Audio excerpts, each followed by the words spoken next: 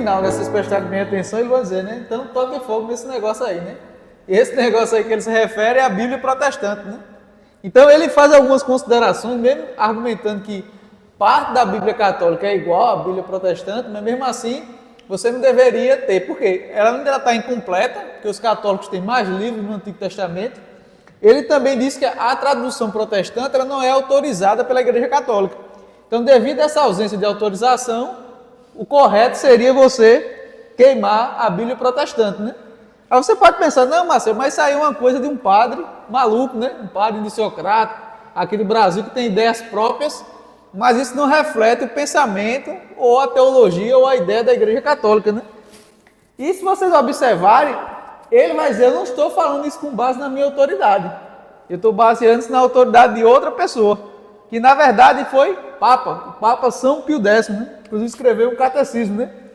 E justamente na pergunta 883, versa justamente sobre isso, né? Eu vou ler para os irmãos aqui a pergunta que trata sobre isso. Diz o seguinte: que deveria fazer um cristão se lhe fosse oferecida a Bíblia por um emissário protestante, por um protestante ou por algum emissário dos protestantes? Aí vejam só a resposta. Um cristão que fosse oferecida a Bíblia por um protestante ou por algum emissário dos protestantes deveria rejeitá-la com horror, por ser proibida pela igreja. Então, se um protestante oferecer uma Bíblia para um católico, que seja uma Bíblia protestante, ele deve rejeitar com horror. Ele não deve nem querer aceitar. Mas se por acaso ele aceitar enganado, sem perceber, o que é que ele deve fazer? Aí vem a parte que o padre falou, ele diz o seguinte: e se tiver aceitado sem reparar, deveria logo lançá-la ao fogo ou entregá-la ao próprio paróquio. Repetindo, se tivesse aceitado sem reparar, deveria logo lançá-la ao fogo ou entregar ao próprio pároco. Então percebe, isso é um catecismo oficial da Igreja Católica, sancionado por um Papa, não foi qualquer um, foi um Papa, e que incentiva fazer o que com a Bíblia protestante? Tocar fogo, queimar. Agora você imaginaria o Papa Francisco dizendo isso? Ou algum Papa pós-Concílio Vaticano II dizendo isso? De forma nenhuma, né? A teologia católica desde lá mudou muito, né? E hoje você tem toda uma propaganda em relação ao chamado ecumenismo. Ontem eu até conversava com o reverendo Marinésio, que a gente vê isso, né? Se você for voltar 50 anos atrás no Brasil, vários protestantes foram perseguidos por católicos. Principalmente quando você pensa aí nas regiões do sertão, tinha gente que era padre, que proibia os membros de vender para aquele irmão, que o pessoal que juntava para fazer motim, para agredir a pessoa que era protestante. Então tem várias e várias histórias desse gênero, né? Só que a maior parte das pessoas atuais está sendo formada numa teologia que é pós-Concílio Vaticano II, né? Já tem uma nova forma de enxergar os protestantes, né? Como irmãos separados, etc. Né? Só que perceba, isso aqui não foi anulado. Por quê? A teologia católica, principalmente que vem do Papa, tem essa ideia que ela é perene, né? Então, temos aí uma tensão muito grande na teologia católica. E aí? Os protestantes são nossos irmãos separados ou são alguém que a gente deve rejeitar a Bíblia deles com horror e queimar ela, né? E nesse mesmo catecismo fala também sobre a salvação, né? Há uma pergunta sobre se há salvação fora da Igreja Católica, né? E a resposta desse catecismo, ao contrário do Concílio Vaticano II, é bem taxativa. Não. Da mesma forma que na época de Noé não havia salvação fora da arca, não há salvação fora da Igreja Católica. E católico aqui é católico romano. Não é católico no seu sentido original, do universal. Então aqui nós temos um pouco da teologia católica, né? Mas vamos abrir as escrituras, meus irmãos, para a gente começar a lidar com as objeções do catolicismo à sola escritura. Vamos abrir nossas Bíblias em 2 Timóteo, capítulo 3. 2 Timóteo, capítulo 3. A gente vai ler os versos 15 ao 17. 2 Timóteo, capítulo 3, dos versos 15 ao verso 17. 2 Timóteo 3, verso 15 ao 17. Todos os irmãos já acharam? Diz assim a palavra do Senhor: e que desde criança saiba as santas escrituras, que são capazes de fazer-te sábio para a salvação pela fé, que há em Cristo Jesus. Toda a Escritura é dada pela inspiração de Deus e é proveitosa para a doutrina, para repreender, para corrigir, para instruir em justiça, para que o homem de Deus seja perfeito e perfeitamente instruído para toda boa obra. Vamos orar, meus irmãos? Soberano Deus, eterno Pai, nós te agradecemos, Senhor, por mais dia de vida, por mais oportunidades que temos reunido no teu santo dia. Pedimos, Senhor, de maneira especial por esse momento, Senhor, de meditação da tua palavra, de instrução da tua santa escritura. Eu te peço, Senhor, que o Senhor possa iluminar o nosso entendimento, abrir o nosso coração, para guardarmos as verdades do nosso coração, para não pecar contra ti, Pai. E que nós possamos ser ousados e corajosos em proclamar a verdade, defender a verdade como foram os santos reformadores, Senhor. Já ajuda, Senhor, permanecermos firmes na tua vontade. Em nome santo do Senhor Jesus. Amém. Eu só lembrei de uma coisa, meus irmãos, para comentar com os irmãos ainda sobre a fala do padre, que aconteceu com o streamer, né? Ele faz reação de jogos. Talvez algumas das pessoas aqui, o pessoal mais jovem, nem conheçam ele. O nome dele é Super Xandão. Ele se considera católico, né? E aconteceu uma coisa lá que gerou uma polêmica no casamento dele, que foi inclusive relacionada à Bíblia. Por quê? Ele estava com a Bíblia, que é essa mesma versão minha, que é a versão King James. Essa versão foi feita na Inglaterra pelo rei Tiago. Por isso o nome, né? Versão King James, né? E o que aconteceu? Em uma das fotos do casamento dele, eles se casaram na igreja católica, etc. Ele estava com a Bíblia King James, que segundo ele tinha ganhado de presente de um amigo dele. Então ele tirou a foto com a Bíblia. Isso já foi suficiente para gerar confusão entre os católicos de linha tradicionalista, né? Porque dizendo, como é que você casa na igreja católica e vai tirar uma foto e tira uma foto com a Bíblia protestante, que o Papa dizia que era para queimar, né? Então aí gerou um debate lá entre ele e os católicos tradicionais, né? Então eu lembrei só desse fato curioso para comentar com os irmãos, né? Então, voltando ao ponto central, meus irmãos, na palestra anterior eu estive tratando com os irmãos sobre como nós podemos fundamentar na Bíblia a questão do sola escritura. Primeiro vamos relembrar o que é sola escritura.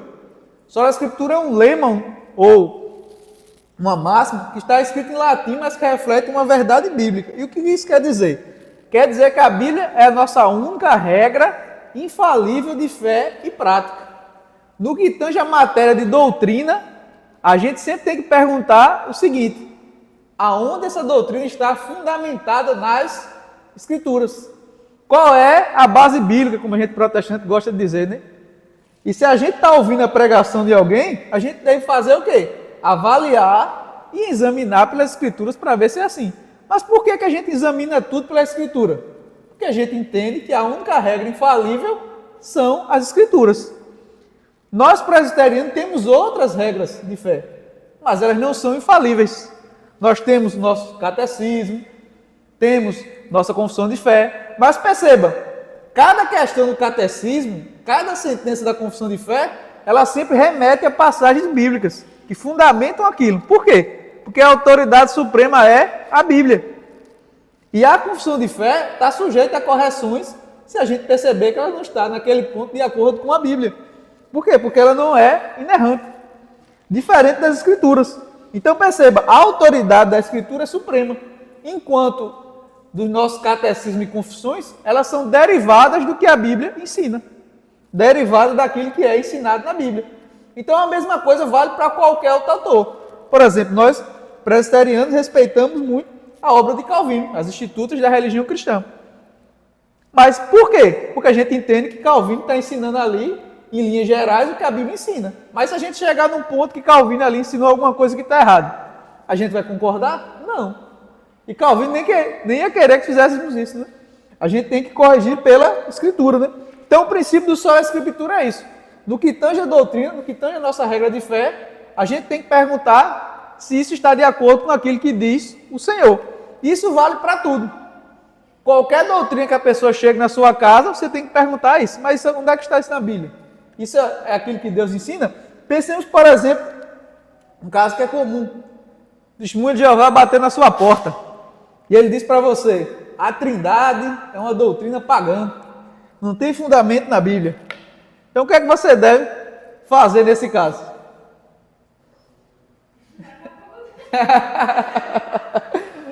Não precisa fazer isso, né? Mas você tem que fazer o quê? Analisar o que ele está dizendo pelas Escrituras. Então, qualquer ensinamento, seja de qualquer pessoa que se diga pastor, teólogo, tem que ser avaliado na Bíblia.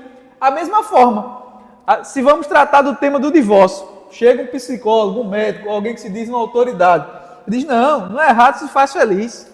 O que é importante é seguir o seu coração. Você deve seguir isso que ele está dizendo? Não. Por quê? Porque esse ensinamento é contrário às Escrituras. Então não importa se a pessoa é cientista, se ele se diz médico, se ele diz o que for. Quaisquer ensinamento que seja contrário à Escritura deve ser rejeitado. Então isso significa só a Escritura. A Bíblia é a nossa única autoridade infalível de fé e prática. Então a primeira objeção que eu vou tratar com os irmãos, eu já tratei ela em profundidade na aula passada, mas vamos só recapitular alguns pontos, é onde está o solo Escritura na Bíblia, né? Eu vi já até alguns vídeos, principalmente do TikTok, de alguns apologistas do catolicismo romano, né, defensores da fé católica, dizendo o seguinte: a pergunta fatal que destrói qualquer protestante, né? E geralmente o pessoal na internet adora esses títulos sensacionalistas, né? E aí eu fui ver, né, qual era a pergunta fatal, né? E a pergunta fatal era justamente isso, né? Onde que está só a Escritura na Bíblia, né? Onde está só a Escritura na Bíblia? Só que percebam, aí que você vê o mesmo equívoco, né? Você vê isso, até muitos protestantes têm uma visão equivocada do que é base bíblica, né? Ou o que significa estar fundamentado na Bíblia, né? Porque se você for procurar a palavra, realmente não tem a palavra só a Escritura na Bíblia. Como também não tem a palavra trindade, como também não tem a palavra providência. Então, a série de palavras que a gente usa no vocabulário não tem na Bíblia. Mas, eita, Marcelo, então você está dizendo que o ensinamento não é bíblico? Não. A gente tem que distinguir, uma coisa é a palavra, outra coisa é o conceito. O que é a trindade? Trindade é dizer que Deus é um só ser, mas que é constituído de 3 pessoas distintas. Isso é ensinado na Bíblia? Com certeza. O que é a doutrina da providência? A doutrina da providência é a ideia que Deus governa toda a história. Aí eu pergunto para vocês, é ensinado na Bíblia que Deus governa toda a história? Tanto no sentido macro, ou seja, de todas as grandes coisas que acontecem, como no sentido micro, das pequenas coisas? Também. Então, a doutrina da providência é bíblica, né? Então não precisa ter a palavra só a Escritura, basta ter o conceito. Então que a gente infere o conceito só a Escritura? A gente infere da forma que a Escritura trata a si mesma e em comparação às outras fontes. A gente viu em Timóteo o quê? Que toda a Escritura ela é dada por Deus. Então isso implica em dizer o quê? Que a Escritura ela não é palavra do ser humano. Não é algo que vem da nossa imaginação, do nosso conhecimento. E na primeira aula, inclusive, eu enfatizei isso para vocês, que na Bíblia é muito claro distinguir palavras de sabedoria humana, que são falíveis e que podem estar erradas. Elas às vezes acertam, às vezes erram. Mas a Escritura não é palavra de sabedoria humana. Por isso que ela nunca erra. E você vai ver a própria Escritura tratando outras fontes, né? Então aqui em Timóteo é dito o quê? Que toda a Escritura é inspirada. Se algo é Escritura, então ela é inspirada, ela é a palavra do próprio Deus. Tal passo que quando o profeta falava, ele nunca falava suas próprias palavras, ele sempre falava a palavra de Deus. Só que analisemos já a tradição e o magistério da igreja. O magistério da igreja, ele é infalível? E o que é o magistério? O magistério são os pastores que vão estar ali ensinando e instruindo, né? E a gente já vê desde a antiga aliança que não era infalível. Basta a gente lembrar do caso que a gente leu na aula passada, de Marcos capítulo 7. Quando chegam lá os anciões para questionar Jesus, e eles queriam colocar sobre Cristo um ensinamento que não estava fundamentado na Bíblia, mas que era o quê? Uma tradição humana, que era a questão da lavagem das mãos que eu mencionei para os irmãos. E é interessante a gente observar nesse texto, é que Cristo vai rejeitar o que eles estavam dizendo. E com base em quê? Com base na Escritura. Com base na revelação. Então percebam, não é dito da tradição que toda tradição é inspirada por Deus. Não é dito da tradição que toda tradição ela é inerrante, ou que é a palavra do próprio Deus. Jesus testa e analisa aquilo que era o ensino tradicional a partir da Bíblia. E qual era o ensino? O ensino da questão da lavagem das mãos. Jesus vai dizer, vocês honram mais a tradição do homem, essa questão de lavagem de mãos e copos, e desprezam a revelação divina. E é interessante a gente observar que na história do cristianismo há esse perigo mesmo. Você vê, às vezes, o pessoal honrando mais a tradição humana do que aquilo que a Escritura diz explicitamente. Então, por exemplo, no caso que a gente vê às vezes até no meu evangélico, as pessoas são muito legalistas no que tange a vestimentas, as roupas. Não pode essa roupa, não pode. Tinha até uma igreja... não, mas eu lembrando a nomenclatura de matriz neopentecostal, né, no caso é Deus e Amor, eles são de segunda onda. Eles são tão legalistas, meus irmãos, que é um negócio assim aberrante, né? O tamanho do cinto da mulher é prescrito. Se a pessoa tivesse cheirosa demais, não podia participar da mesa da comunhão. Se você fosse para a praia, era 6 meses a 1 ano de disciplina. Então, o manual de regras assim, era extremamente rígido. Eu até brinquei na época com os irmãos, né, que a gente estava lendo esse manual de regras. Eu acho que nem os fariseus conseguiam congregar nessa igreja, porque era tanta regra, você errava até sem saber, né? Então, mas o ponto que eu quero dizer a vocês, as pessoas começam a se apegar a essas regras que não são prescritas na Escritura e terminam negligenciando o quê? A própria Escritura. E é a mesma coisa que acontece naquele período, né? Então, isso vale para nós presbiterianos também, né? A gente não devemos nos apegar a tradições não bíblicas como se fosse a própria Bíblia. Não é só porque a igreja fala um negócio há muito tempo, não quer dizer que aquilo está correto, né? Então, a autoridade final repousa onde? Nas Escrituras. A gente tem que sempre analisar pelas Escrituras. Então, a gente aprende do próprio Cristo isso. Cristo analisava a tradição à luz da Escritura. Agora, a pergunta, quem era que estava se contrapondo a Cristo naquele contexto? O magistério da época. Quem era o responsável por ensinar a lei de Deus ao povo? Era justamente essa liderança religiosa. E que estava se contrapondo a quem? A Cristo. E Cristo vai responder eles com base em quê? Com base na Bíblia. E aqui a gente já remonta o que a gente viu também na aula passada, no vídeo do padre, né? Quando o padre disse assim, se um católico começa a questionar, mas será que o ensino da igreja católica é assim? Vou examinar na Bíblia para ver se é assim. Então ele já deixou de ser católico, porque ele botou a Bíblia acima da igreja, né? E aqui a gente vê o próprio Cristo fazendo isso. Cristo analisa o ensino da liderança religiosa da sua época, do magistério da sua época, e contrapõe eles com base em quê? Com base nas Escrituras. Então aqui, perceba, isso aqui é mais parecido com o quê? Com o que os católicos fazem ou com o que nós, protestantes, reformados, fazemos. Então, deixemos aí para os irmãos analisarem, né? Então, continuando, você vai ver também a própria estima que Cristo dá às Escrituras, no conflito com os fariseus, demonstra isso, né? Por exemplo, lá em João capítulo 10, verso 35, Cristo vai dizer que a Escritura não pode falhar. Outras traduções trazem assim, a Escritura não pode ser anulada. Então, Cristo responde o argumento dos fariseus e se ancora o quê? Na autoridade inerrante das Escrituras, para mostrar que os fariseus estavam errados nas suas conclusões teológicas, né? Então você vê a diferença, né? A diferença de Cristo para essa visão romanista, né? Então, o que nós percebemos aí que fundamenta o princípio sola Escritura, né? É justamente a forma que o próprio Cristo lida com as Escrituras. E o mesmo a gente vê com os próprios apóstolos. A gente leu também na aula passada, Atos capítulo 17, versos 11, dos chamados nobres bereanos. E por que eles eram mais nobres do que os de Tessalônica? Eles eram mais nobres porque quando eles foram confrontados pelo ensino apostólico, eles analisaram se o que os apóstolos estavam dizendo estava de acordo com a Escritura ou não. Então eram os apóstolos falando e eles analisando. Então você vê aí a diferença, né? Os próprios apóstolos também tiveram essa prática de examinar pela Escritura para ver se é assim. Então aí você vê a diferença fundamental, né? Outro ponto também que é importante recapitular da aula passada, para a gente fechar esse ponto, é que muitos católicos vão dizer, não, mas os apóstolos naquela época falavam da tradição também oral, né? Você tinha a tradição oral. Só que como a gente viu na aula passada, naquele momento da era apostólica, você tinha a comunicação divina de duas maneiras. Através de carta, ou de forma escrita, e outra forma era a forma oral, onde os próprios discípulos iam lá e falavam os ensinamentos da Escritura para as pessoas, né? Só que o que acontece? Os apóstolos, eles não estão mais entre nós. Então, agora, qual é a única forma de a gente ter acesso ao ensino doutrinário dos apóstolos? Pela Bíblia.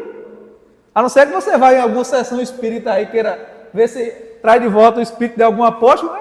Não tem como. Então, a gente fica restrito aonde? Ao ensinamento escrito da Bíblia, né? Aquilo que a Escritura nos ensina. E a gente viu também que os apóstolos foram comissionados com Cristo com essa finalidade.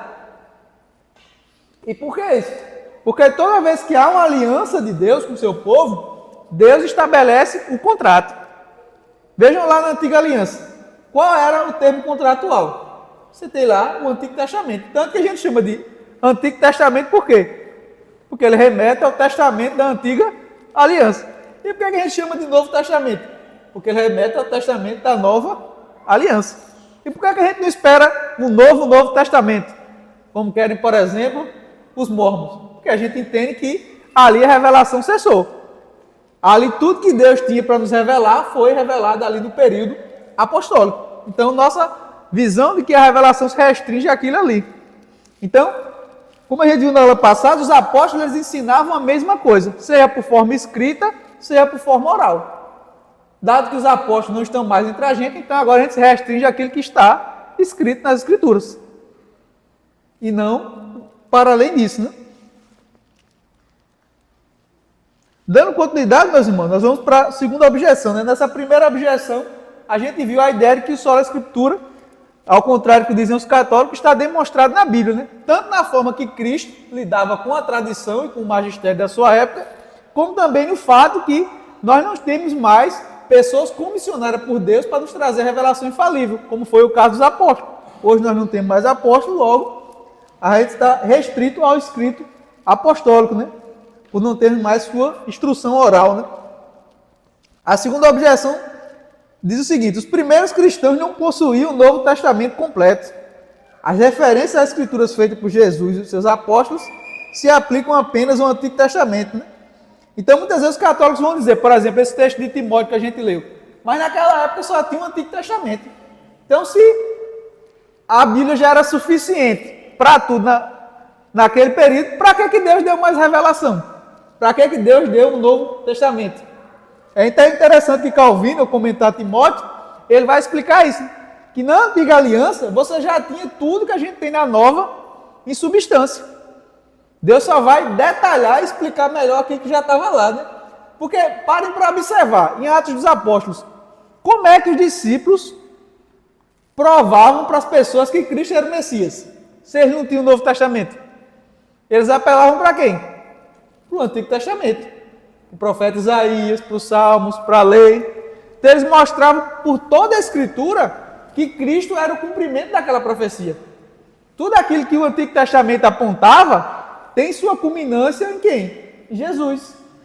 Então aquilo que o Novo Testamento está trazendo não é algo que é contraditório com o Antigo Testamento, ou algo que não tem nada a ver com o Antigo Testamento. É o contrário, é o desdobramento daquilo. É Deus cada vez tornando mais claro e evidente aquilo que ele já tinha deixado ali de forma incipiente, muitas vezes de forma implícita, na Antiga Aliança. Então é Deus trazendo cada vez o quê? Mais luz. E você vê também aí a graça divina, né? Deus não nos dá apenas aquilo que era suficiente, o que era necessário. Ele dá além disso, né?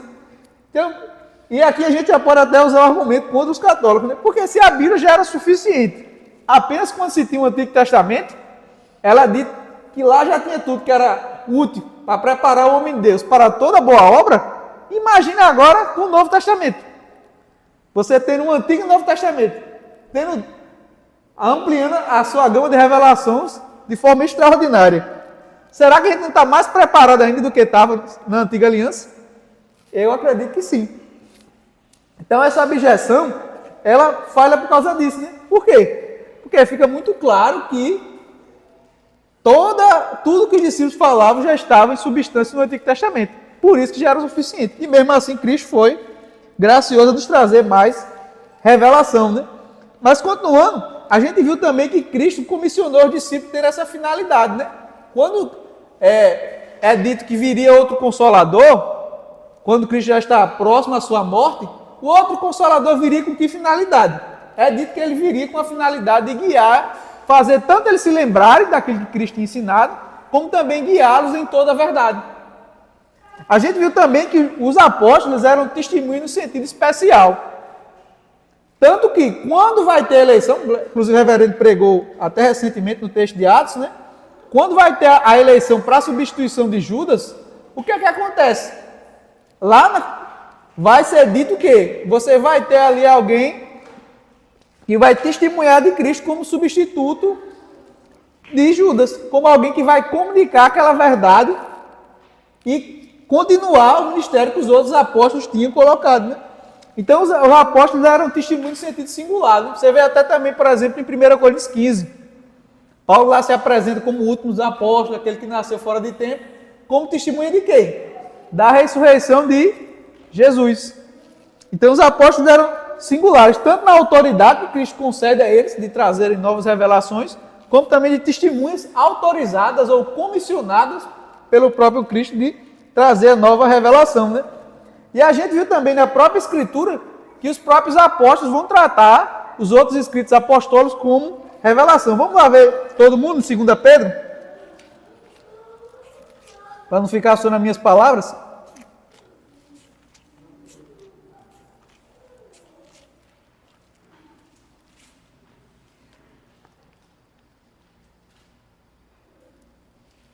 Segunda Pedro, capítulo 3, a gente vê versos 15 e 16.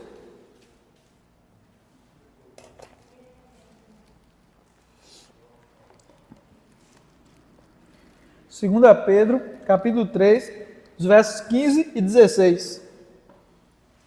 Diz assim a palavra do Senhor. E considere que a longanimidade de nosso Senhor é a salvação, como também o nosso amado irmão Paulo, segundo a sabedoria que lhe foi conferida, vos escreveu. Como em todas as suas cartas, falo sobre estas coisas, nas quais algumas coisas difíceis de entender, que os ignorantes estavam e deturpam, como também as outras escrituras para a sua própria destruição. Então aqui você vê que ele trata os escritos paulinos como sendo também escritura.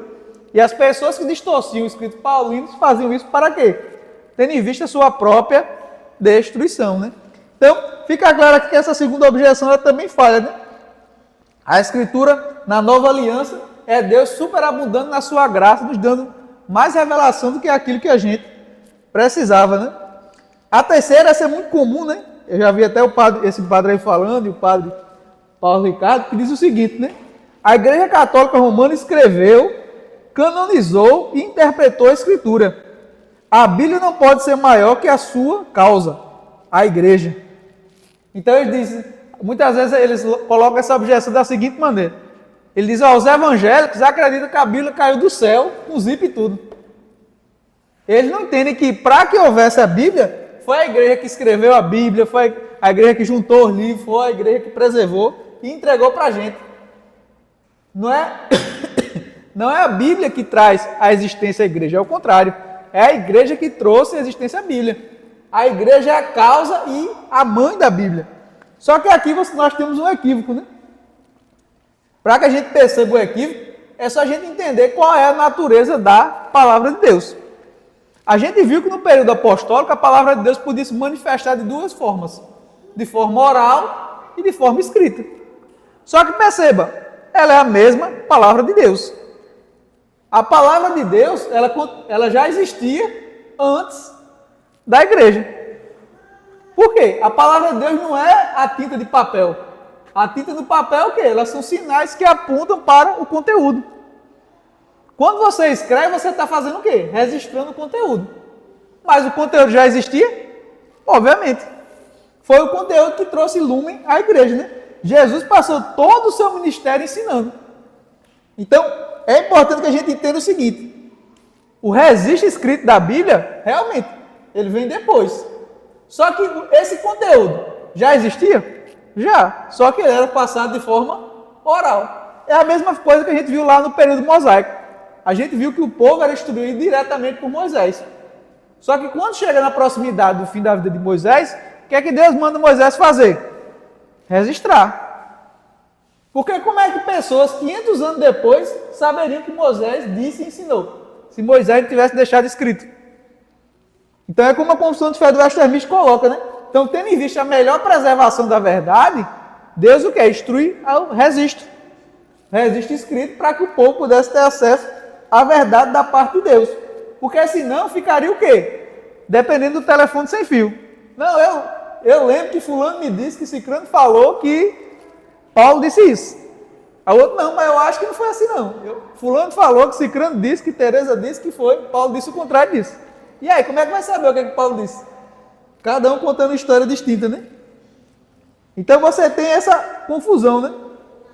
Então a gente poderia colocar na ordem assim, né? Primeiro você tem o quê? O evangelho, ou o conteúdo do evangelho, ele forma a igreja, e essa igreja faz o quê? O registro escrito do evangelho. Só que perceba, o que dá origem a tudo é o conteúdo. Então, não importa se o conteúdo vai ser oral ou escrito, ele é o mesmo conteúdo. Deus só coloca de forma escrita visando o quê? A melhor preservação, para que a gente pudesse ter acesso. Mas o que dá origem à existência da igreja é o evangelho, né? Outro ponto também, que isso é um equívoco, essa ideia de que a igreja ela concede autoridade à palavra de Deus. Como a gente viu também anteriormente, a autoridade de Deus ela é o quê? Suprema. Pense no caso de Abraão. Deus chega para Abraão para se comunicar com ele. Como é que Abraão poderia saber que ali se tratava de Deus e não de um demônio? Você pode dizer, não, mas Abraão poderia pedir um sinal, um milagre. Mas a gente não sabe que os falsos mestres fazem sinais e milagres? Nós vemos isso nos magos do Egito, como a gente já tratou até aqui na escola bíblica. A gente vê lá em Tessalonicenses também, falando que os falsos mestres fazem sinais de mentira. Então, o que é que garantia que a palavra de Deus era a palavra de Deus? Quando Deus fala com Abraão. Tem como algo atestar a palavra do próprio Deus? Não. Porque a palavra de Deus ela é suprema. Vamos abrir todo mundo lá em Hebreus? Capítulo 6, verso 13.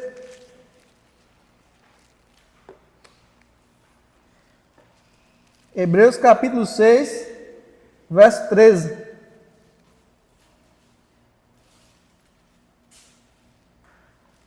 Hebreus capítulo 6, verso 13. Que diz assim: porque quando Deus fez a promessa a Abraão, visto que não havia alguém maior por quem jurar, ele jurou por quem? Por si mesmo. Entendemos agora o que é que isso tem a ver com autoridade, né? Geralmente, quando a gente jura, a gente procura o quê? Uma autoridade superior a nós para nos trazer credibilidade. Então, por exemplo, quando a gente é criança, a gente queria confirmar uma coisa. Não, eu juro pela minha mãe. Por quê? Você estava querendo mostrar que se você não tinha credibilidade, sua mãe tinha. E quando você era mais ousado ainda, você dizia, não, eu juro pela minha mãe, eu juro por Deus. Não tem como eu estar mentindo. Mas perceba, por que você apela para sua mãe e para Deus? Porque essas duas coisas tinham mais autoridade do que você. Agora, se Deus vai jurar, Deus pode jurar por quem? Quem é que pode trazer mais credibilidade do que a própria palavra dele? Tem alguém com maior autoridade que Deus que possa trazer credibilidade a ele? Não.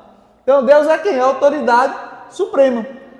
Mas, Marcial, o que é que isso tem a ver com o argumento da Igreja Católica? Muito simples. Por que a Igreja não pode conceder autoridade à Bíblia? Porque a própria autoridade da Igreja depende de quem? De Deus. E se a Bíblia é a palavra do próprio Deus, então como é que uma instituição composta por seres humanos vai conceder autoridade ao próprio Deus? É o contrário. Na medida que a Igreja, instituição divina humana, ela tem o quê? Sua autoridade vinda de Deus. E é interessante a gente até observar na Escritura, né, que todas as autoridades, a Bíblia vai colocar, que ela tem sua constituição oriunda de Deus. Por quê? Porque Deus é a fonte de toda autoridade. Então isso vale tanto para a esfera eclesiástica, nós presbíteros, pastores, temos a autoridade vinda de Deus, da mesma forma vale para o poder do magistério civil, do Estado. Os governantes, eles têm sua autoridade, mas a sua autoridade vem de quem? Dele mesmo? Não, vem de Deus. É por isso que quando a autoridade do governante entra em choque com a autoridade de Deus, a gente deve submeter a Deus. Um exemplo claro disso, lá em Atos capítulo 5. Quando os discípulos foram proibidos de pregar o evangelho pelas suas autoridades, o que é que eles fizeram? Ignoraram e continuaram pregando. Mas você diz, oxe, mas na Bíblia não diz que tem que submeter a autoridade? Como é que os discípulos foram contra as autoridades? Aí você entende o X da questão. Que a autoridade de Deus é superior a qualquer autoridade humana. Então, se amanhã o governo federal baixasse um decreto dizendo que a gente não pode pregar o evangelho, o que a gente deveria fazer? Continuar pregando. Então, quando a autoridade do governante conflita com a autoridade de Deus, a gente deve submeter quem? A Deus. Porque Deus é a fonte de toda autoridade. E essas pessoas só têm autoridade na medida que foi concedida por quem? Por Deus. O mesmo vale para o magistério civil como para a igreja. Então, a gente sabe que a palavra de Deus é palavra de Deus graças ao próprio Deus. Por quê? A palavra de Deus se auto-autentica. Deus dá testemunho de si mesmo. Não somente na Escritura, como Ele também faz isso no nosso coração. Deus vai dar testemunho de si mesmo na sua conversão, né? Então, quando Deus nos regenera, Ele vai implantar no nosso coração justamente a firme convicção que as Escrituras é a própria palavra de Deus. Então, é como Calvino fala nas Institutos, é Deus dando testemunho de si mesmo. A gente sabe que a Bíblia é a palavra de Deus porque Deus testifica de si mesmo, né? Mas isso não vem da igreja, né? A igreja não tem esse poder. Porque senão você faz a credibilidade divina depender da autoridade humana. Ou seja, você inverte a ordem. Não é Deus que dá autoridade às coisas. É o ser humano que dá autoridade a Deus, né? Então, a correta compreensão faz a gente entender o quê? Que a autoridade da igreja, a autoridade da Bíblia, a autoridade do canon, de todo o conjunto de livros inspirados por Deus que a gente tem, provém de quem? Do próprio Deus. Não da igreja. Agora, claro, né? A igreja teve um papel muito importante na reunião dos livros, na preservação. A gente não nega nada disso. Deus utiliza os instrumentos humanos tanto para escrever a Bíblia como para preservar a Bíblia. A gente tem a Bíblia na nossa língua local graças a homens de Deus que foram usados para traduzir, para levar, para pregar. Não acho que a Bíblia caiu no seu colo do dia para a noite, né? Homens morreram, homens deram seu sangue, deram sua vida, literalmente, não figuradamente, para que nós tivéssemos a Bíblia na nossa língua local, né? Inclusive, uma das batalhas dos reformadores contra a Igreja Católica era justamente isso. Você ter a Bíblia na língua do povo. Porque na época, o culto era feito em latim, que era uma língua que o povo não entendia, e os reformadores vão batalhar para quê? Para que o culto fosse na língua do povo. Porque eles diziam, como é que o povo vai ser edificado se eles não estão entendendo nada que está se passando no culto?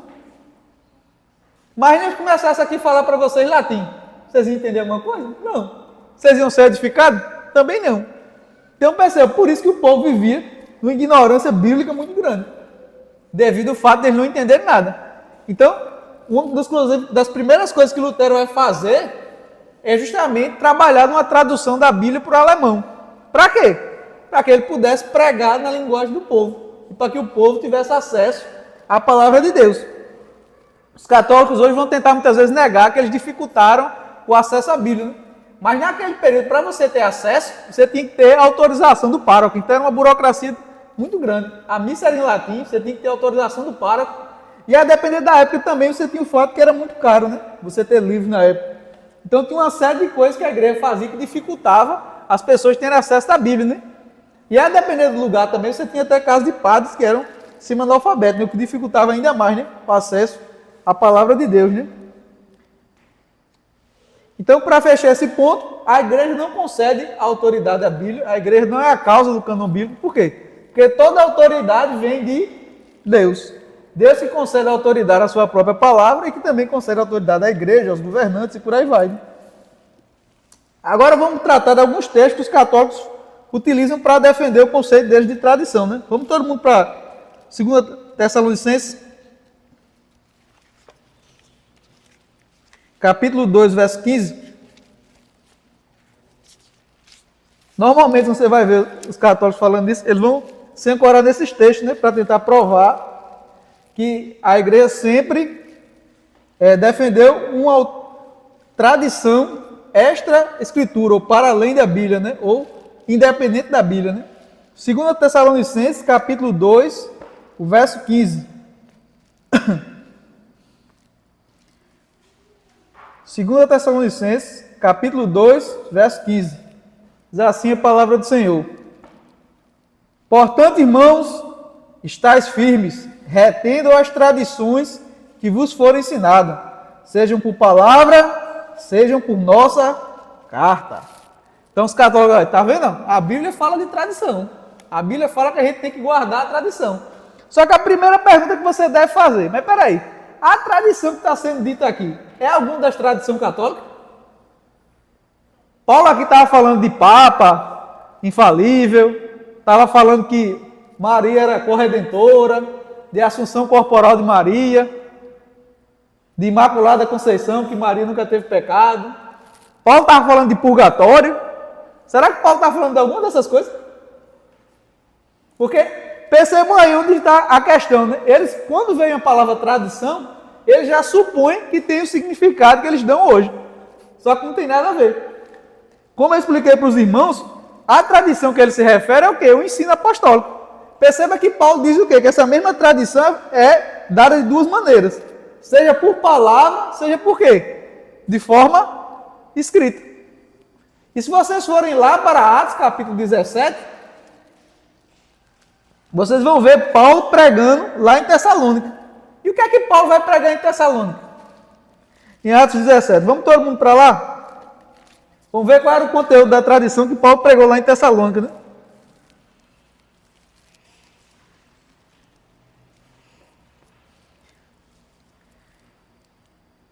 Atos capítulo 17, a partir do verso 1, né? Vamos ver o que é que Paulo pregou lá em Tessalônica para esses irmãos, né? Será que ele falou de fabilidade papal, purgatório? Atos 17, a partir do verso 1, né? Diz assim: E passado por Anfípolis e Apolônia, chegaram a Tessalônica, onde havia uma sinagoga de judeus. Paulo, como tinha por costume, foi até eles e por 3 shabates arrazoava com eles com base nas escrituras. ênfase agora, expondo e alegando que convinha que o Cristo sofresse e ressuscitasse dos mortos. E este Jesus que eu vos prego é o Cristo. E alguns deles que creram ajuntaram-se com Paulo e Silas, com uma grande multidão de gregos religiosos e não poucas mulheres influentes. Vamos só reler o verso 3, né? Então, o que era que Paulo pregava? Paulo pregava o quê? Expondo e alegando que convinha que o Cristo sofresse e ressuscitasse dos mortos, este Jesus que eu vos prego.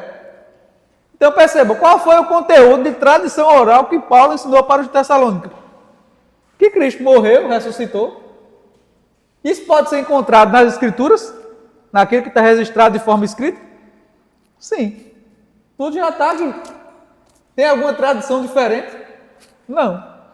Então perceba, o que Paulo está dizendo aqui não era que ele comunicava 2 tradições. Os católicos vão ler no texto uma coisa que o texto não diz. Eles entendem assim, que Paulo está dizendo o seguinte, ó, eu comunico 2 coisas. Eu comunico aquilo que está escrito e aquilo que não está escrito. E vocês têm que submeter as 2 coisas. Só que o que a gente vê aqui, pelo que Paulo relatou oralmente, Paulo comunicou a mesma coisa de 2 maneiras. Primeiro ele falou e depois ele fez o quê? Mandou uma carta. Mas falando o quê? Da mesma coisa. De que Cristo nasceu, morreu, ressuscitou e que morreu pelos nossos pecados. E é interessante que ele fez isso como? Se os irmãos observarem, Paulo fez isso arrazoando no verso 2, ele diz assim, ó, arrazoava com eles com base nas Escrituras. E Paulo vai fazer essa argumentação dele baseada em quê? No Antigo Testamento. Como a gente viu, qual era a Bíblia dos apóstolos? O Antigo Testamento. Se Paulo arrazoava, ou seja, tentava convencê-los com base na Escritura, Paulo estava argumentando com base em quê? No Antigo Testamento. Então, o conteúdo da tradição oral que Paulo estava trazendo, esse conteúdo se encontra onde? Na Escritura. Isso é tanto dito de forma clara como fica de forma explícita quando Paulo faz referência ao Antigo Testamento. Então, Paulo não estava inventando nada novo da sua cabeça. Ele só estava mostrando para os judeus que tudo aquilo que se cumpriu em Cristo já estava exposto no Antigo Testamento, né? E percebam aí a falácia do argumento católico, né? É que a tradição apostólica, ela era diferente da nossa. Como a gente viu na aula passada, a tradição apostólica oral, ela era inspirada, infalível, inerrante. Por quê? Porque os apóstolos foram comissionados por Cristo para trazer o Novo Testamento, para trazer a nova revelação. Só que não tem mais apóstolos hoje. A gente viu as razões na aula passada, né? Porque eles se viram como fundamento da igreja. Tanto os apóstolos como os profetas. Então, com base em que a Igreja Católica vai defender que a palavra deles, atualmente, ou em outros períodos da história da Igreja, tem a mesma autoridade que o ensino apostólico? Qual é o fundamento dessa ideia? Na Escritura? Na Escritura não é, né? Então, como fica claro, o que eles falam de tradição não tem nada a ver com o que a Bíblia fala de tradição. Vamos só ler mais um texto, outro texto que eles usam. 1 Coríntios, capítulo 11, verso 2.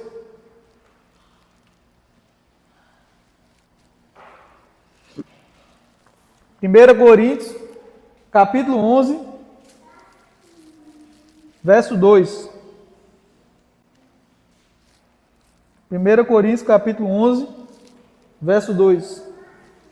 Paulo diz o seguinte: Ora, louvo os irmãos, porque vos lembrais de mim em todas as coisas, e guardais as ordenanças como eu as entreguei. Algumas traduções trazem tradições, né? A minha já traz entreguei, né? Eu até falei para os irmãos sobre essa relação na aula passada, né? A palavra grega que é utilizada para tradição, ela pode ser traduzida como depósito, pode ser traduzida como entrega. Por que isso? Porque perceba o seguinte: quando você tem uma tradição, é algo que vai passando o quê? Uma geração vai entregando conhecimento para a outra, né? Eu até citei para os irmãos o exemplo do Natal. O Natal começou com a gente? Não. Começou com os pais da gente? Também não. Com os avós? Também não. Então, uma geração foi entregando para outra esse ensinamento. A gente pode pensar em outra tradição também, popular aqui no Nordeste, o São João. O São João começou com você? Não. Começou com seus pais? Também não. Com seus avós? Também não. Mas foi uma geração entregando a outra esse ensinamento, que foi passando de geração em geração, ele chegou até a gente. Se não tivesse havido essa entrega, a gente saberia o que é São João? Não. Da mesma forma que muita gente hoje não sabe o que é Saturnália, que foi um festival pagão da antiguidade, ou a festa para o deus Baco. Por quê? Porque não houve essa entrega intergeracional. Não houve essa continuidade por todas as gerações. Então existe uma série de festas que existiam na antiguidade que não existe hoje, porque uma geração não legou esse ensino para a próxima. Então por isso que a palavra tradição tem esse ensinamento. Voltando aqui para o texto, se vocês observarem qual é a tradição que Paulo está ensinando aqui, é aquilo que ele aprendeu anteriormente de Cristo, né? Inclusive ele vai aplicar aqui a questão da autoridade, né? No capítulo 11 de Coríntios, os irmãos quiserem depois ler com calma, Paulo vai discutir a questão sobre como se deve dar a relação de autoridade na igreja. E ele vai se fundamentar em quê? Vai se fundamentar na doutrina da criação. Então ele vai falar sobre ele vai discutir uma série de questões aqui, né, sobre como se deve dar a hierarquia. Eu vou ler só um trecho aqui para os irmãos verem, né? O verso 3 é assim, né? Mas eu quero que saibais que a cabeça de todo homem é Cristo, e a cabeça da mulher é o homem, e a cabeça de Cristo é Deus. Aí ele segue para aplicar isso a questão de como se deveria dar a relação entre homem e mulher no culto, né? Em relação à questão que quando a mulher fosse orar ou profetizar, ela teria que ter sobre a sua cabeça a questão do véu, né? Mas o véu era símbolo de quê? Era justamente o símbolo da autoridade e da hierarquia que Deus estabeleceu na criação. Não hierarquia em relação à essência. Porque, perceba, Deus Pai e Cristo têm a mesma essência. Ambos são Deus. Mas tem uma diferença de quê? De função. O Pai exerce uma função, o Filho exerce outra. Então, hierarquia é de função. É a mesma coisa que você pensar no seu patrão, né? Seu patrão é mais ser humano do que você? De forma nenhuma. Mas ele tem o quê? Uma posição hierárquica no que tange a função superior a você. E você tem que submeter às ordens dele, né? Eu lembro até que uma vez eu comentei com o Testemunho de Jeová, né? Porque eles, para tentar contrapor a Trindade, né? Ele veio conversar comigo baseado no texto de João. Eu não vou lembrar agora o verso exato. Mas acho que foi no capítulo 17 do Evangelho de João, né? Onde Cristo diz assim: aquele que envia é maior do que aquele que enviou. Aí o Testemunho de Jeová disse: está vendo aqui, ó? A prova que a Trindade não é verdadeira. Que aquele que envia é maior do que enviou. Deus Pai enviou Jesus, então logo Jesus é inferior ao Pai. Só que aí eu pergunto a ele: beleza, mas é maior em que sentido? É no sentido da essência, da natureza ou no que tange a função? Aí eu pergunto a ele: seu patrão é mais ser humano do que você? Ele disse: não. Eu digo: então a diferença não está na essência, na natureza. Está em quê? Na função que vocês exercem. Da mesma forma, a relação de Deus Pai com Cristo. O Pai é superior do que Cristo em quê? No que tange a função. Por isso ele enviou o Filho. Mas no que tange a essência, ambos são iguais. Então a mesma coisa a gente vê aqui no texto, né? A submissão feminina não se dá porque a mulher é diferente em essência, mas no que tange a funcionalidade, né? Deus estabelece uma hierarquia na criação, né? E o fundamento é a própria Trindade, né? Então aí você vê a importância disso, né? Então é esse ensinamento que Paulo se refere com tradição, né? Esse ensinamento e o princípio bíblico da hierarquia com base na tradição, né? Então para fechar esse ponto, então quando a Bíblia fala de tradição, não tem nada que ver com o que a Igreja Católica fala de tradição. Não tem Imaculada Conceição, não tem purgatório, não tem nada disso que eles falam, né? Tudo isso que eles falam não tem fundamento, né? Caminhando já para o final, meus irmãos, só temos mais duas aqui, e a gente finaliza. Uma das que eles gostam também de falar, eles vão dizer o seguinte: a ideia protestante de que a gente deve examinar tudo na Bíblia, ela causou uma série de confusões e divisões. A prova que o solo da Escritura está errado é o fato de existir tantas denominações protestantes, né? E às vezes eles inventam até umas histórias. Eles dizem que existem 30 mil denominações protestantes, né? Ou seja, existem 30 mil diferentes igrejas evangélicas, né? Eles usam isso como argumento para provar que o solo da Escritura está errado. Só que qual é o primeiro problema nessa tese, né? É que se você observar, as divisões na igreja não começaram com a reforma protestante. Desde os primeiros séculos da igreja você vai ter divisões. Tem toda uma grande parte de igrejas que são desconhecidas por nós aqui, por vermos no Ocidente, igrejas orientais, que já romperam com a igreja muito antes da primeira grande divisão que dá no século XI, você vai ter outras, várias divisões que aconteceram antes, né? Pode falar, Carlos. Sim, sim.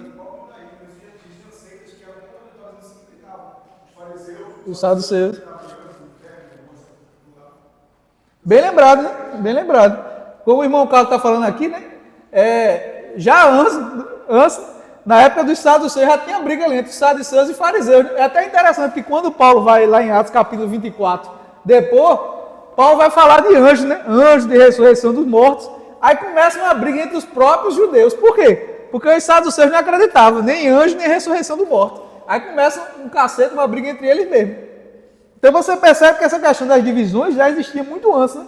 E no próprio meio católico romano, na divisão. E divisões seríssimas. Ao ponto de um católico acusar o outro do pior xingamento que tem para um católico. Adivinha qual é o pior xingamento? De protestante. Eles brigam entre si e chamam o outro de protestante, né? Recentemente rolou até a controvérsia lá de um catecismo, né? Tem o catecismo verdinho da Igreja Católica, é o catecismo mais comum que você vê, e estava tendo recentemente um livro criticando esse catecismo, chamado Erro do Catecismo. E ele foi prefaciado por um cara que foi cardeal da Igreja Católica. Hoje ele foi expulso da igreja, né, que era o cardeal Viganò. E essa obra causou uma polêmica, meu amigo, aqui no Brasil, que você não tem ideia. Era católico, os católicos passaram bem umas 2 semanas se degladiando. Era padre brigando contra o padre, era leigo brigando com o padre. Foi uma confusão, né? Mas perceba a audácia desse pessoal. Eles publicaram um livro criticando um catecismo que foi sancionado pelo Papa. E o pior, eles acham que estão certos. Aí eu pergunto, quando acabar, eles vão dizer que o protestante sou eu. Que estão brigando aí entre a tradição católica para dizer qual é o mais fiel à tradição, né? E qual é o argumento desse pessoal para contrapor esse catecismo atual da Igreja Católica? Eles vão dizer que o catecismo atual está errado, em comparação ao catecismo mais antigo, como esse que a gente leu no início do catecismo de São Pio X. Então fica uma batalha entre catecismo, para saber qual é o mais fiel à tradição. O pessoal que é mais tradicionalista diz, não, fiel é a gente mesmo, a gente mantém a tradição verdadeira da Igreja Católica. Vocês são um magistério falso, vocês são a falsa tradição. A gente não, a gente mantém a tradição. Aí o pessoal que é favorável ao Papa e o catecismo atual diz, não, vocês são tudo protestante. Fiel ao catecismo é a gente que se mantém fiel à autoridade do Papa e a do Concílio Vaticano II. E essa briga aí vai comendo solto, né? Então perceba, dentro do próprio catolicismo você vai ter divergências. E muitas questões, inclusive iguais a que nós protestantes muitas vezes debatemos. Por exemplo, no que tange a doutrina da salvação. Nós protestantes normalmente se dividimos entre calvinistas e arminianos. Lá no meio católico também tem uma divisão sobre a salvação. Os calvinistas deles são os tomistas e os arminianos deles são os molinistas. No que tange ao fim do mundo, a escatologia, também tem divergência dos católicos. Tem católico que é preterista, tem católico que é futurista. Então você tem controvérsias também no meio católico, em vários e vários pontos, né? Então a diferença é que no catolicismo você tem a aparência de unidade, né, por causa da unidade institucional. Então, como todo mundo se mantém no mesmo guarda-chuva, institucionalmente, o pessoal pensa que todo mundo ali está concordando, mas na verdade não. Debaixo desse guarda-chuva é um monte de gente se degladiando, né? E, inclusive, um acusando o outro de herege, né? De protestante e por aí vai, né? Então, esse argumento de que o só a Escritura causa divisão, ele é equivocado. Por quê? Porque existem divisões dentro do próprio catolicismo e existem divisões que vêm antes do só a Escritura. Além disso, a gente tem que analisar se a divisão aconteceu por causa de uma interpretação bíblica. Porque muitas divisões que acontecem no nosso meio, e agora para a nossa vergonha, não é por questão teológica, é por briga de poder. Gente que briga com outro irmão porque queria mais poder. Então, nesse caso, a culpa não é do só a Escritura. A culpa é do quê? Do pecado, do orgulho humano. Não é nem por causa de uma diferença doutrinária. É por questão de quê? De ego, de querer mais fama do que o outro.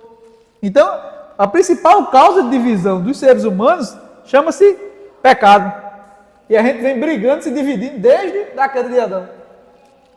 E você vê que as pessoas brigam por tudo, né? Quando não tem religião, o pessoal briga por futebol. Quando não tem futebol, o pessoal briga por política. Tem gente que mata e morre por causa de política. Então você vê que o problema da divisão não é algo vindo das Escrituras, mas é vindo do quê? Da perversidade do coração humano, que leva sempre, que tem sempre essa questão da divisão, né? E para fechar, meus irmãos, só esse ponto a gente caminhar para a última, também é importante a gente ressaltar que às vezes é correto a gente se dividir, né? Quando a gente tem casos de abominações e corrupções teológicas, né? Como foi, por exemplo, o caso da Reforma Protestante, né? Por que Lutero saiu da Igreja Católica? Porque ele viu que não tinha como mais. Ele foi, inclusive, excomungado, né? Ele foi expulso da igreja. Então não tinha como eles excomungarem mais. Por quê? Porque ele viu que o evangelho estava sendo eclipsado de tal forma que não tinha como ele continuar pregando a verdade ali. Então você vai continuar lá? Não tem como. Foi a mesma coisa de nós, presbiterianos brasileiros, em relação à nossa igreja mãe. Na medida que eles começaram a apoiar práticas que não eram bíblicas, o que a gente fez? Rompeu os laços institucionais. Então, nesse caso, quando há uma corrupção do evangelho, é nossa obrigação romper. E a gente aprendeu isso com quem? Com o próprio Jesus. Jesus andou com os fariseus e saduceus? Não. Ele rompeu com a liderança religiosa da sua época. Por quê? Porque eles eclipsaram a verdade do evangelho.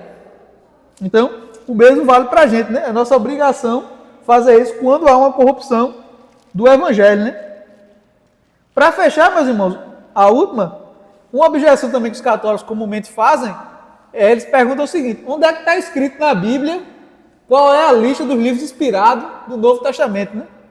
Porque eles dizem, se o protestante diz que tudo tem que estar na Bíblia, onde é que está na Bíblia quais são os livros do Novo Testamento, né? Essa daí também já é clássica. Não tem lá no Evangelho dizendo lá, sei lá, aí, os livros que constituem o Novo Testamento, Mateus, Marcos, Lucas, e assim vai. Então, como não há um sumário inspirado dos livros, né? Uma lista dos livros, então logo o só a Escritura deve ser falso, né? Então, vamos lidar também com essa objeção, né? Primeira coisa, a gente tem que fazer uma diferença entre o conjunto de livros inspirados e como a gente chega a saber ou a gente chega a conhecer esses livros, né? Porque o que é que concede autoridade a um livro para ele ser considerado palavra de Deus? A gente viu isso logo no início, que é o quê? O fato desse livro ser inspirado pelo próprio Deus. Então, os 27 livros do Novo Testamento, eles foram o quê? Inspirados pelo próprio Deus. Então, o que concede a autoridade desse livro não sou eu, não é você, não é a Igreja Católica, é quem? O próprio Deus. Aí agora vem a segunda questão: como é que a gente chega a conhecer essa inspiração? Como é que a gente consegue descobrir essa inspiração? Então a gente vai entender a providência divina. Porque Deus não promete na Escritura não apenas nos dar a sua palavra.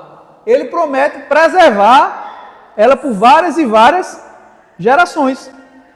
Aí o católico vai dizer, então, mas ele quer dizer que ele usou a igreja como instrumento? Claro, ele usou a igreja como instrumento para preservar a sua palavra. Mas perceba, o que concede a autoridade aos 27 livros não é a autoridade da igreja. É quem? É o próprio Deus. Então a gente recebe a Bíblia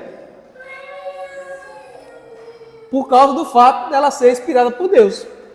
E como a gente viu, a primeira instância do nosso conhecimento se dá e da aceitação dos livros não é por causa de nós mesmos, ou da nossa sabedoria, ou de algum argumento racional, mas o testemunho interno do Espírito.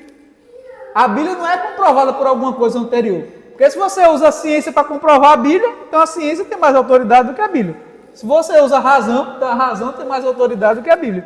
Então qualquer coisa que você queira utilizar para comprovar a Bíblia, essa coisa seria o critério e a autoridade suprema. Mas para nós protestantes é o contrário. É a Escritura que tem a autoridade suprema, né? Então nós somos favoráveis ao uso da razão, da racionalidade, só que ela está o quê? Submetida à Escritura. Da mesma forma, a nossa experiência.